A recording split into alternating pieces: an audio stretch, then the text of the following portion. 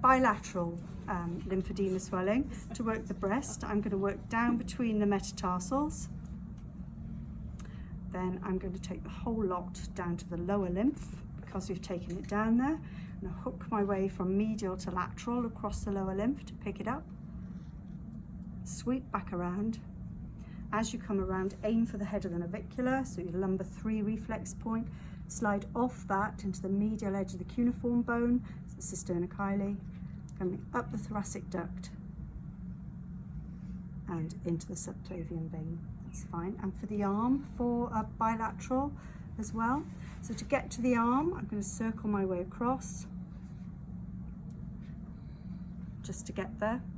And I'm going to work from the deltoid, I'm going to work down to the elbow, up to the wrist and hand, back down to the elbow, bringing it out of the arm to the elbow. As I come up the proximal arm, I'm just going to come up as far as the axilla, as far as the underarm, and then take the whole lot down to the groin. Because I've taken it to the lower lymph, I'm going to scoop to pick it up, sweep back around, aim for the head of the navicular, cisterna-chyli, up the thoracic duct and into the subclavian vein.